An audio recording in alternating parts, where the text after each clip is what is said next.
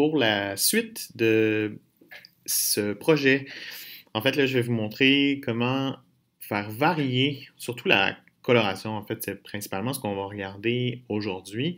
On va revenir sur des principes de base que vous avez vus dans le cours d'image matricielle.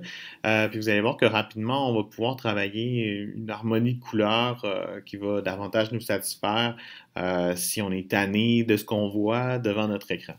Donc, dans un premier temps, je vais venir me créer un calque teinte saturation qui va agir au-dessus de tout simplement. Puis je vais aller à l'extrême, tiens, pour commencer. Je me fais une variation avec la teinte à 180, donc à l'opposé complètement, les complémentaires. Et là, je vais tout simplement faire commande J pour dupliquer mon teint de saturation. Puis là, je m'en fais un deuxième. Puis celui-là, tiens, je peux aller un peu moins loin. Par exemple, ici. Puis là, je me rends compte que c'est plus ou moins heureux, mais il faut bien l'essayer. Alors, je l'essaye. J'en fais un autre. Puis là, avec le troisième, je vais aller de l'autre côté, comme ça ici, tiens, par exemple. Donc là, je suis allé à différents endroits dans le spectre des couleurs pour réussir à créer quelque chose d'assez intéressant. Et là, donc ce sont des essais qu'on peut faire. À cette étape-ci, ça a bien du bon sens de procéder à ces variations de couleurs-là. Cela dit, peut-être que en bout de ligne, j'aimerais ça que ce soit ça. J'aime beaucoup le vert pour les mains, l'espèce de bleu aqua vert pour le fond, mais j'aime moins la couleur du visage, par exemple. Donc là, ce qu'il faudrait que je fasse, c'est aller appliquer mon calque teinte saturation uniquement sur les éléments que je veux qu'il y ait cette couleur-là. Donc, c'est ce que je vais faire. Donc ici, mon teint de saturation, dans un premier temps, mon fond.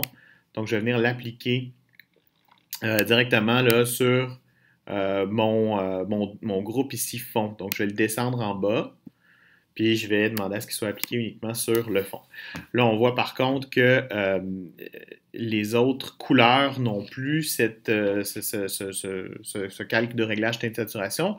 Donc là, je vais le dupliquer. Attention, pour l'instant, évidemment, ça ne rend pas bien, mais je vais aller le mettre dans un premier temps sur les points. Donc, je vais aller me placer sur les points, puis là, je vais l'appliquer uniquement sur mes points. Qu'est-ce qui se passe? Maintenant, mes points ont la couleur verte que j'aimais tantôt. Parce que, évidemment, c'est le même calque teinte saturation que j'ai dupliqué, mais là, je l'ai appliqué uniquement sur les points. Il me reste l'autre couleur ici, la couleur des gouttes, là. Et celle-là aussi, c'est le même principe. Je vais vouloir dupliquer mon calque teinte saturation, aller me placer au-dessus des gouttes et là, venir l'appliquer uniquement sur les gouttes. Donc, qu'est-ce qui se passe maintenant? Ben, j'ai mon calque teinte saturation qui est appliqué sur tout ce que j'avais tout à l'heure, sauf mon visage. Puis là, à ce moment-là, pour le visage, ben, ce sera à moi de venir appliquer une teinte de saturation qui va me convenir.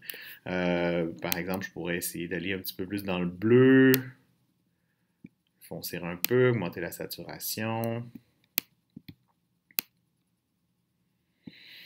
pour réussir à créer donc une harmonie intéressante.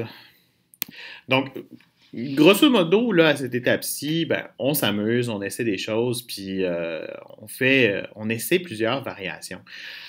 La première étape, comme je vous le montrais tantôt, c'est d'en faire une globale, au moins avec une teinte de saturation au-dessus de tout, on peut se rendre compte rapidement s'il y aurait une autre harmonie de couleurs qui conviendrait.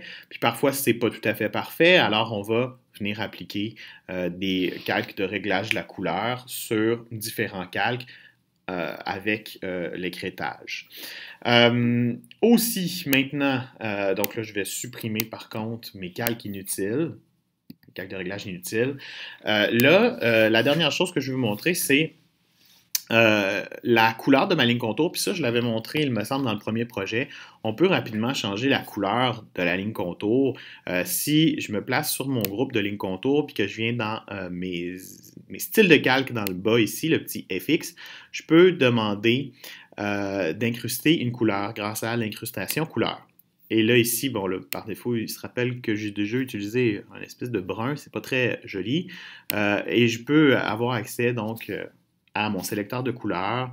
Par exemple, je pourrais venir choisir une couleur un petit peu plus adéquate, qui pourrait être assez intéressante pour une belle harmonie de couleurs.